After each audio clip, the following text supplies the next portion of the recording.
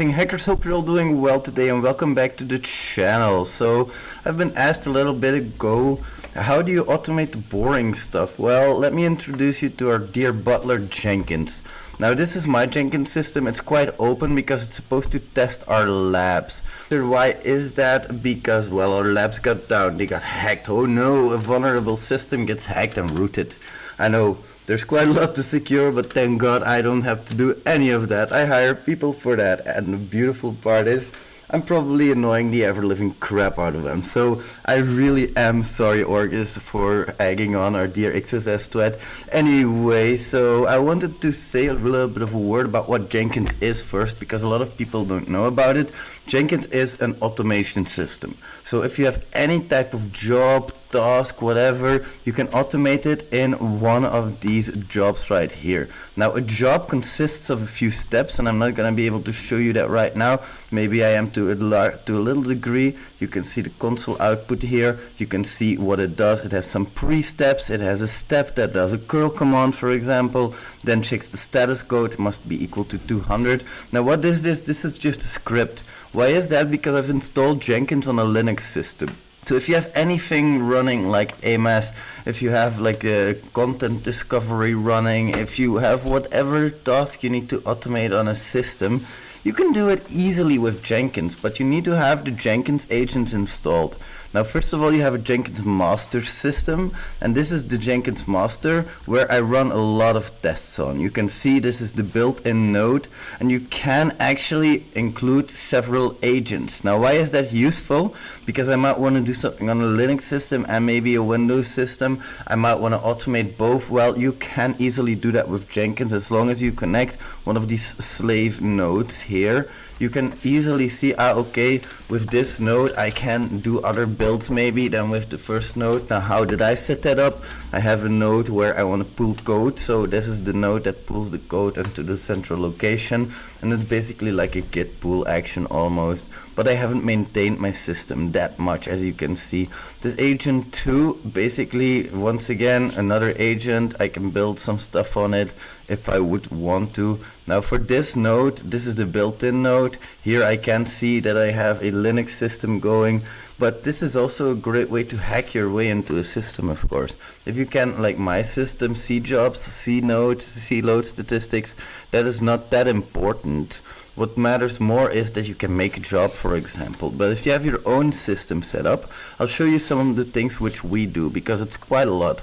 Basically, I make API calls. I have an API multi-job that goes through all of the APIs that we have, and that should, in theory, make a few calls, check the responses, as you can see right here in the console.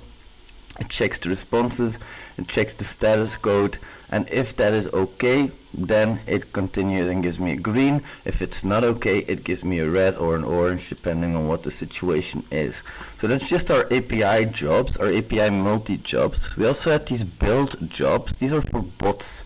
Like for example, when Orgis is working on a bot, he could use our Jenkins system to do that, but he is too stubborn to do that. He wants to do everything manually, but you could download the bot in theory. You could actually build it as well. As you can see here, we have made some build jobs for the bot. What it does is it just clones the repository, it makes sure that everything is as expected, it starts up the bot, and the only problem that we had was that basically when the job is killed, also the user is killed. So if you start something like a bot, well, that is not very smart. Like the bot will get killed unless you put it into a thread that for a long time runs. Then we also have crawlers for the labs to see if at least the labs are still available and what we can get out of the labs. So these are really interesting jobs. These are pipelines. If you look into the pipeline, you can see what it is doing. It's sending requests to the sitemap, and then it's going normally through all of these jobs that are in there, or at least the links that are in there. We'll take one that is exceeded for a long time ago. And you can see it grabs all of the links, it gets through them. So you can do something like this where you can actually make a file as well. Or in a post build step, you could get the results and you could post them into a central location for yourself. Moving on, so what else do we have? The webs, of course, the web labs that we have. Why is this system not active? I should really reactivate it. let's see what still works here. So anyway, as you can see that it grabs the flag, it tries to do the attack, it tries to grab the flag. If the flag is available, then it says, okay, that is what I wanted, correct output detected. And all of these jobs, these are normal jobs, build jobs. You can, like I said, also make pipelines. And then, of course, we have TextStream as well. TextStream, I don't know if you know that, but I'll link to it later. It basically pulls articles from over the entire internet about cybersecurity and it lists them in a nice RSS or web stream. And then this job is for when I have to check Discord, when it's urgent.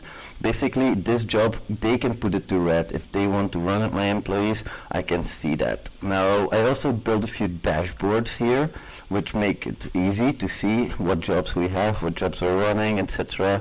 And this is the mission control board where I can see what is broken and what isn't broken. And this is what I could put on a screen here so I can easily see what's broken and not.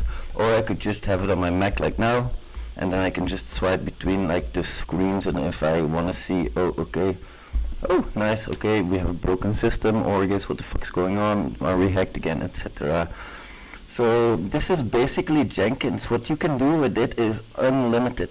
It's up to your imagination. If you want to automate a job, automate a job. It doesn't matter what you want to do. Just make sure that you have the tools that you want to use installed on the Jenkins system.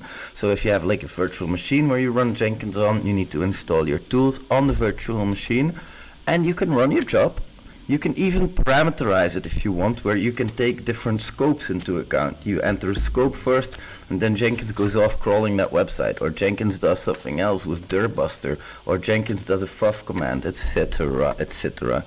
The potential is limitless. The beauty is in there. What are you gonna get out of it, Rat? Hope you had a nice one. See you later. Bye-bye.